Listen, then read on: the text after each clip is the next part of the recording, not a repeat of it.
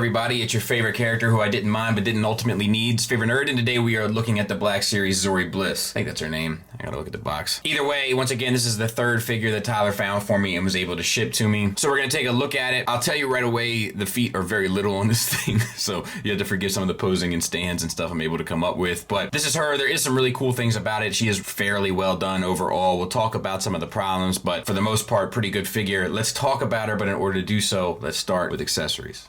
Accessory-wise, she comes with her two kind of signature pistols. We have the gold paint added on as well as red paint, and it's really fine paint work. So pretty impressive. And she'll hold them just fine in two trigger finger hands. And they'll fit in her holsters. Gimmicks-wise, she does have the removable face shield, and the face shield itself is like just a flat plastic and fits right in. Really quite seamless, to be honest. And there's a little like nub on both sides that's barely noticeable that you can just pull it right off with. So that's well done.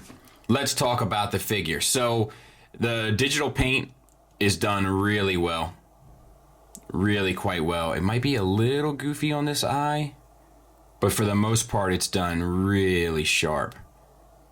So bravo to them. And then we have the kind of pieces in here that are all washed, like cut out, sculpted, washed. Like there's a ton of intricate sculpt work all throughout the helmet. Really adds to it. Very cool. It is a double ball peg from the head into the neck and a single from the neck into the chest, which is perfect, making it go all the way down to there, all the way up to there. Tons of attitude, confused dog look, and swivel. No issues. The collar piece here, soft piece of plastic, but sits, actually it might be glued in, which is nice. And then it has the wash on it and the black, the black paint added. So, deco-wise, it's great. All the little sculpted wrinkles in the neck there. They threw everything they had at it, I think. We have disc hinge shoulder. It's a ball peg. It feels like going in, but you don't get much out of it. And then you get the swivel all the way around. Obviously, the shoulder plate is going to affect it, but overall, no issue. We have the armbands here that are sculpted and painted silver. I'm going to guess this is all digitally sculpted at this point.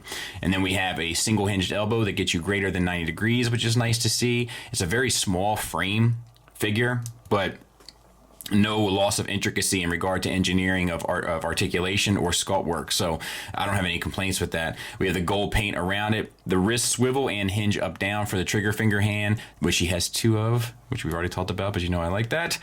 And this arm is done the same way. We have a single ball peg from the chest into the abdomen, which gets you a swivel and a little bit of back and forth, but not a ton. And then we have the sculpted details in the suit, and then we have some paint on the belt, and then I have a paint error underneath the arms, like she's been sweating all day playing one-on-one basketball, which is a bummer. And then we have this floating piece here of soft plastic, which is glued into the thighs for the hip holsters, which is sculpted well enough and painted, so no issues there. We have T-jointed ball joints for hips. That will get you out to there and forward and back to there, so no issues. And then we have a thigh swivel at a cut joint. This strap here is painted brown.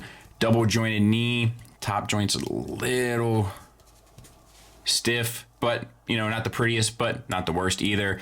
All the pants all the wrinkles in the pants are sculpted well, and the kind of designs in the pants are all done well. We have a boot swivel, which I'm on board with now because it kind of acts as an ankle swivel. And then for the ankle, this painted at the gray around the top. And then for the ankles themselves, you have a hinge that gets you up, down, and a rocker. So all in all, a pretty well done figure for the most part. Size comparison wise, there she is with Jana. So I like that she's a little bit shorter, so that they're not all exactly the same height. That kind of stuff does bug me on a shelf. And just for funsies, there she is with her 3 3/4 representation.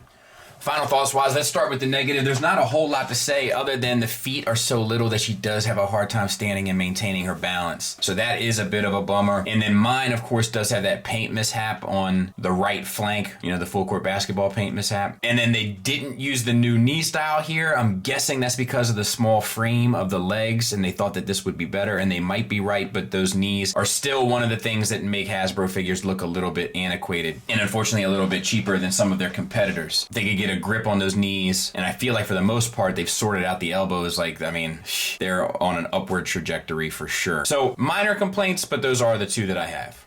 The positives here really come down to the sculpt and paint. Every little nook and cranny is sculpted. Every little piece of plastic, all the wrinkles in the boots and the seams in the suit and the straps, the belt, all the little tech doodads in the helmet, just beautifully done. And the paint is equally as sharp with the exception of my full court basketball stain. Plus it's a small frame figure and it looks unique on a shelf, so it's a really well done thing. Unfortunately, getting it to stand can be a challenge. With that being said, still a recommend from me. Thanks for listening. Thanks for watching. Until next time, take care.